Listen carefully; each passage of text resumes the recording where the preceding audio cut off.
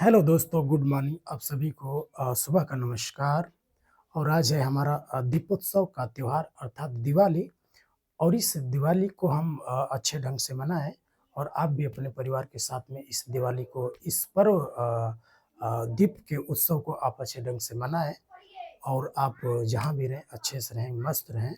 और अपने परिवार के साथ में इस दिवाली के पर्व को, प्रकाश उत्सव को आप काफ़ी हंसी खुशी और उमंग से मनाएं, जोशो खरोश के साथ में मनाएँ। लेकिन इसी के बीच में जो बच्चे पढ़ाई करने वाले हैं, जिनको बोर्ड का एग्ज़ाम देना है, अभी लगभग हमारे 2 या 3 महीनों में बोर्ड का एग्ज़ाम आने वाला है, जैसे क्लास 10 और 12 के जो बच्चे हैं, तो उनके लिए मैं आज इस दीप उत्सव के त्योहार के मौके पर थोड़ा-सा टिप्स लेकर आया हूँ कि आपको कैसे पढ़ाई करनी है, आपको कैसे चीज़ों को ध्यान देना है। और इन चीज़ों को आप अगर फ़ॉलो करते हैं, अगर आप थोड़ा उस पे काम करते हैं, तो निश्चित रूप से आपकी पढ़ाई में ये चीज़ें बहुत ही सहायक होंगी। और इन चीज़ों को करने से आपको बहुत ही लाभ मिलेगा, और बोर्ड एग्ज़ाम की दृष्टि से आप इन चीज़ों को अच्छे से कर पाएँगे, तो आपको लाभ मिलेगा ही मिलेगा। तो हमारा आज का मेन टॉपिक ये है कि हम पढ़ाई कैसे करें? अर्थात जो बच्चे होते हैं जिनको एग्ज़ाम देना है, तो उनको पढ़ाई करनी है, तो मेन चीज़ें हैं कि हम पढ़ाई कैसे करें? तो आज का हमारा टॉपिक है कि पढ़ाई कैसे करें? तो पढ़ाई कैसे करें? तो इसमें मैं आपको 5 टिप्स, 5 या 6 टिप्स बताऊँगा, जिस पे आप अगर काम करते हैं तो निश्चित रूप से आपको बहुत सारे हेल्प मिलेंगे, और उससे आपकी पढ़ाई बहुत आगे बढ़ेगी और आप चीज़ों को अच्छे ढंग से कर पाएँगे। तो टिप्स में ये है कि सबसे पहले ये है कि आप अगर पढ़ने बैठते हैं, पढ़ाई करने आप जा रहे हैं, तो आप जब भी अपने घर में, अपने परिवार में पढ़ने जाएँ, तो आपका जो स्थान होना चाहिए, वो शांति वाला स्थान होना चाहिए। अर्थात जहाँ पे आप पढ़ाई करने जा रहे हैं, वहाँ पे चीज़ें जो हो शांति माहौल वाली होनी चाहिए। यानी सही जगह का आपको चुनाव करना होगा। सही जगह की चुनाव करनी होगी। सही जगह, सही जगह का चुनाव करें। सही जगह का चुनाव करें। अब सही जगह का चुनाव करने का मतलब ये है कि हमारा सीधा-सीधा मतलब ये है कि आप जहाँ भी पढ़ रहे हो, तो वहाँ पे माहौल क्या होना चाहिए कि थोड़ा शांति वाला होना चाहिए। अब ऐसा ना हो कि घर परिवार के सारे लोग एक जगह इकट्ठा हैं और वहीं पे आप पढ़ाई कर रहे हैं, तो ऐसा बिल्कुल आपके लिए पॉसिबल नहीं है, और आपकी पढ़ाई जो है वो निश्चित रूप से ब्रेक होगी, और आप अच्छे ढंग से चीज़ों को नहीं समझ पाएँगे। और आपकी पढ़ाई, ये कन्फर्म है कि आपकी पढ़ाई रुकेगी, टूटेगी, और आप अच्छे ढंग से इन चीज़ों को नहीं कर पाएँगे। तो आपका भरसक प्रयास रहे, आपका जो भी स्थान है, घर का जो भी कमरा है, रूम है, चाहे जो भी चीज़ें हैं, आप ऐसे जगह की तलाश करें आप घर में कि वहाँ पे कम से कम शांति माहौल होनी चाहिए। और शांत आप हो के अगर पढ़ेंगे, जहाँ पे शोरगुल ज़्यादा नहीं होंगे, तो आप अपनी पढ़ाई को अच्छे ढंग से कर पाएँगे। तो ये पहला था कि आप सही जगह का चुनाव करें। दूसरा ये है दूसरा है कि जब भी आप पढ़ाई करते जाएँ, पढ़ाई करने आप जा रहे हैं, जैसे शाम को हो गया और शाम को आप पढ़ाई करने जा रहे हैं, तो आप जब भी पढ़ाई करने जाएँ, तो अगर मोबाइल्स को अगर साथ में लेके जाएँगे, तो मोबाइल से क्या होगा कि किसी, मान के चलिए किसी रिलेटिव्स का आपके यहाँ फ़ोन आ गया, या किसी दोस्त का ही फ़ोन आ गया, तो अगर फ़ोन आ जाएगा तो निश्चित ही आप बात करेंगे, या अपने घर के लोगों से बात करवाएँगे उनसे।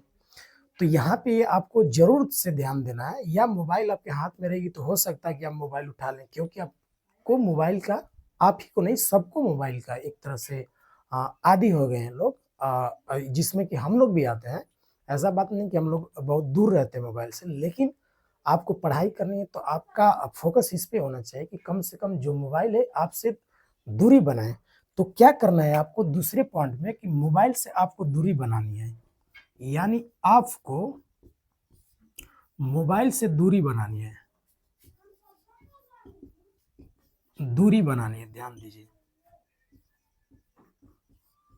मतलब आप मोबाइल से क्या करें, दूरी बनाएँ। अब ऐसा नहीं कि पढ़ने जा रहे हैं तो लगे मोबाइल लेकर रील्स देखने। तो जो भी आपको मोबाइल से अगर कार्य करने भी हो, तो थोड़े से पढ़ने जाने से पहले ही आप रील वगैरह जो भी, अगर ठीक है आप मोबाइल चला रहे हैं कोई दिक्कत नहीं, लेकिन आपका समय भी बचना चाहिए पढ़ने के लिए। तो मोबाइल में जो रील्स देखते हैं, जो भी चीज़ें आप देखते हैं आपको अच्छी लगती होंगी, तो बेशक आप देखिए उसमें कोई वो नहीं है, लेकिन फिर भी आप जब पढ़ने बैठे तो आपका विशेष ध्यान होना चाहिए कि आपकी मोबाइल या तो बंद बंद हो, चाहे एरोप्लेन मोड में हो, ताकि दूसरे लोग फ़ोन आपको ना कर पाएँ और आप डिस्टर्ब ना हों। तो इसमें विशेष ध्यान देना है कि आपको पढ़ते जाते समय मोबाइल से थोड़ी-सी दूरी बना के ही रखनी है। तीसरा पॉइंट ये है कि आपको क्या बोलते हैं कि टाइम मैनेजमेंट के हिसाब से पढ़ाई करें। टाइम मैनेजमेंट, तो टाइम मैनेजमेंट यानी टाइम मैनेजमेंट बनाएँ। टाइम मैनेजमेंट बनाकर पढ़ें, बनाएँ। टाइम मैनेजमेंट बनाने का मतलब ये हुआ कि आपको जब भी पढ़ने जाना है तो आप टाइम के हिसाब से फिक्स करें कि हमको कैसे पढ़ना है, किन सब्जेक्ट को कितना पढ़ना है, किस सब्जेक्ट को कितना समय देना है। तो टाइम मैनेजमेंट में आप ध्यान दीजिए, बहुत सारी चीज़ें हो सकती हैं। जैसे मान के चलिए क्या हो सकता है, जैसे हमारी जो रूटीन होती है, हम 24 घंटा का जो हमारा समय होता है, इन 24 घंटे में हम अगर 8-8 घंटे सारी चीज़ों को दे पाते हैं, तो हमारा जो टाइम रहेगा वो हमको पढ़ने के लिए काफ़ी समय बचेगा। तो भरसक आपका ये प्रयास होना चाहिए कि हम टाइम मैनेजमेंट लेकर चलते हैं, क्योंकि ध्यान दीजिए ये वाला जो तीसरा पॉइंट है आपके लिए बहुत ही सार्थक और सुलभ होगा अगर टाइम मैनेजमेंट बनाकर पढ़ते हैं आप तो। तो इसको अगर 24 घंटे को आप 8-8 घंटे में अगर 3 जगह बाँट देते हैं, तो ये 24 घंटे आपके हो जाते हैं। तो इन 8-8 घंटों में आपको करना क्या है कि इन 8 घंटों में मान के चलिए कि आपको ये सोने में लग गया, आपको सोना है तो सोने में लग गया। सोना है भाई हमको, 8 घंटे क्या करना है? सोना है। फिर हमको क्या करना है कि 8 घंटे मान के चलिए हमको स्कूल का कार्य या मतलब कार्य करना है। स्कूल का कार्य हो गया, चाहे हमारा पर्सनल कार्य हो गया, जो भी स्कूल वगैरह या स्पोर्ट्स का कार्य हो गया, मान के चलिए थोड़े बहुत हम खेल भी लेते हैं। और तो इसमें 8 घंटे चला गया आपका स्कूल में या घर के और सारे काम होते-होते उस इसमें आपका 8 घंटा चला गया। फिर 8 घंटे आप पढ़ाई पर दें, 8 घंटे पढ़ाई पर दें। तो 8 घंटे पढ़ाई पर दें, तो पढ़ाई आपको करना कैसे है? अब ऐसा नहीं कि आप एक ही बार में 8 घंटे पढ़ जाएँगे। तो आपको ये 8 घंटे जो छोटे-छोटे सब खंडों में काटना होगा, अर्थात इसको बाँटना होगा कि आपको 8 घंटे कहाँ-कहाँ कैसे लगाने हैं। तो जैसे मान के चलो पढ़ाई का समय है, तो 8 घंटे आपको देना है, तो पढ़ाई में आप 8 घंटे देंगे कैसे? तो आपको सबसे पहले ये है कि मान के चलो मैथ ही पढ़ना है हमको, मैथ। तो मैथ पढ़ना है तो मान के चलिए हमने 2 घंटे मैथ में दे दिए। फिर हमको साइंस भी पढ़ना है, तो साइंस में मान के चलो हमको फिज़िक्स है, हमको फिज़िक्स भी पढ़ना है, तो फिज़िक्स में हमने मान के चलिए 1.5 घंटे दे दिए। फिज़िक्स में हमने कितने दे दिए? 1.5 घंटे दे दिए। फिर इसके बाद मान के चलो केमिस्ट्री हमारा हमारा क्या है? केमिस्ट्री है, तो केमिस्ट्री में भी हम 1.5 घंटे दे दिए। चलिए भाई, फिज़िक्स हो गया, केमिस्ट्री हो गया, इसके बाद मान के चलिए हमारा बायोलॉजी है, तो बायोलॉजी में भी हम समय देते हैं, बायोलॉजी में भी हम समय देते हैं। तो बायोलॉजी में भी मान के चलिए हमने 1.5 घंटे समय दे दिया। फिर इसके बाद हमारा क्या बचता है? इसके बाद हमारा बचता है इंग्लिश। इंग्लिश, तो इंग्लिश में भी हम मान के चलिए हम 1.5 घंटे समय दे देते हैं। तो ध्यान दीजिए, यहाँ से 1.5 घंटे, यहाँ से 1.5 घंटे, 3 घंटे, फिर यहाँ से 1.5 घंटे, यहाँ से 1.5 घंटे, ये 3 घंटे, तो 3, 3, 6 और 2, 8, ये टोटल जो आपके हो गए, ये टोटल कितने हो गए भाई? टोटल आपके जो घंटे हो गए वो 8 घंटे हो गए, 8 घंटा। तो आप अगर इन चीज़ों को फ़ॉलो करते हैं, पढ़ते हैं ढंग से, मैथ हो गया, फिज़िक्स हो गया, केमिस्ट्री और बायोलॉजी हो गया, बायोलॉजी हो गया, इसके बाद इंग्लिश हो गया। आप इन चीज़ों को छोटे-छोटे खंडों में बाँटें और तब जाकर और रेगुलर तरीके से आप इन चीज़ों को अगर रेगुलर कर पाते हैं, तो निश्चित मानिए इन सब से आपको बहुत ज़्यादा हेल्प मिलेगी। तो हमारा तीसरा नंबर में ये है कि आप अगर पढ़ाई कर रहे हैं, तो अच्छे ढंग से करें और टाइम मैनेजमेंट के हिसाब से करें। फिर मान के चलिए आज इसमें चौथा पॉइंट क्या है? चौथा पॉइंट में है कि अब फालतू चीज़ों से दूरी बनाएँ, फालतू चीज़ों से दूरी बनाएँ, से दूरी बनाएँ।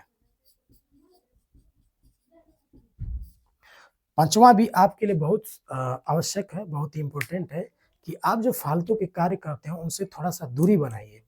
फालतू के कार्य का मतलब क्या हुआ? जैसे बिना वजह हम जाके कहीं पे घूम रहे हों या बिना वजह कहीं पे चले गए घूमने के लिए, तो घूमने के लिए जा रहे हैं तो ठीक है, वहाँ से आपको कुछ चीज़ें अगर घूमने के लिए कहीं दूर जाते हैं, जैसे कहीं किसी बड़े शहर का मतलब जैसे बनारस चले गए, मुगलसराय, इन सब चीज़ों पर चले गए, तो वहाँ पे जैसे मंदिर है, चाहे जो भी चीज़ें हैं, आप घूम लिए तो उसमें आपको कुछ न कुछ चीज़ें मिलेंगी, ऐसा नहीं है। लेकिन आप गाँव घर में जहाँ पे रहते हैं, वहाँ पे फालतू कार्यों से बचना है। जैसे मोबाइल ही चलाना है, तो मोबाइल आप चला रहे हो तो बहुत ज़्यादा कहीं पे बैठ के मोबाइल चला रहे हो या मान के चलो आपके रिलेटिव्स या दोस्तों के कहीं फ़ोन आ गया तो आप कहीं पे बैठकर बहुत ज़्यादा ऐसे बात कर रहे हैं। तो इसमें क्या होगा कि आपका समय जो होगा जो वेस्ट बहुत ज़्यादा होगा। तो इन चीज़ों से आपको क्या करना है, बचना है और इनसे दूरी बनाना है। 5वाँ में जो आपको ये ध्यान देना है कि 5वाँ ये भी है कि जब हमारा स्वास्थ्य अच्छा रहेगा, तभी हम अच्छे ढंग से पढ़ाई कर पाएँगे। तो इसमें ये रहेगा कि आप अपने स्वास्थ्य का भी ध्यान दें।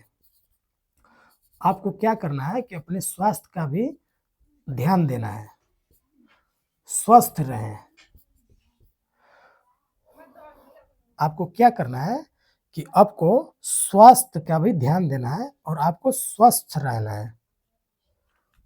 तो आप अपने जीवन में थोड़े-से स्पोर्ट्स को भी जगह दें। थोड़े का मतलब आप कहीं पे जाएँ, थोड़ा-सा कोई गेम है जैसे मान के चलिए क्रिकेट है, चाहे वॉलीबॉल है, चाहे फुटबॉल है, जो आपको उचित लगे, जो आपको अच्छा लगे, जो आप सर्वाइव करते हो, जो खेलते हो, तो आप थोड़ा-सा जाइए और खेलिए। शाम का समय हो, चाहे जब भी आपको मौका मिलता है, ख़ास तौर से शाम में ही, तो थोड़े बहुत आप स्पोर्ट्स को जगह देंगे, तो क्या होगा स्वस्थ का मतलब यही स्पोर्ट्स को आपको जगह देना है। क्या देना है? स्पोर्ट्स को आपको जगह देना है अपने जीवन में।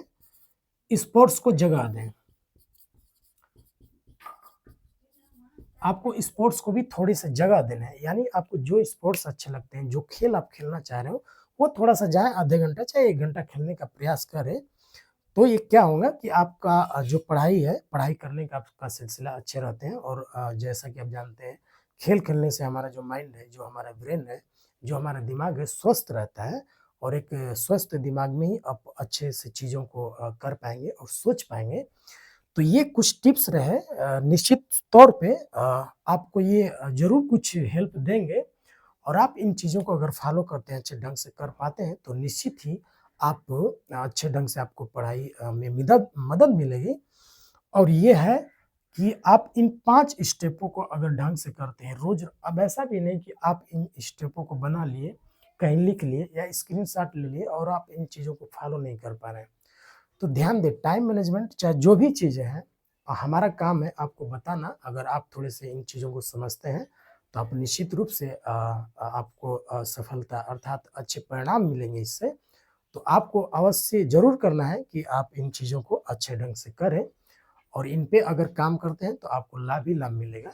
तो यही हमारी आज का टॉपिक है कि आपको पढ़ाई कैसे करना है। तो आपको एक बार पुनः आज दिवाली का पर्व है, तो दिवाली के पर्व पर आज एक बार पुनः आपको बहुत-बहुत शुभकामनाएँ और बधाई और आप आज दिवाली काफ़ी खुशी से, काफ़ी अच्छे ढंग से और काफ़ी जोशो-खरोश के साथ में आप मनाएँ, यही हमारी शुभकामनाएँ आज के लिए हैं। तो आज का टॉपिक हमारा ये रहा, तो आप अच्छे ढंग से दिवाली मनाएँ। बहुत-बहुत शुभकामनाएँ और बधाई। धन्यवाद।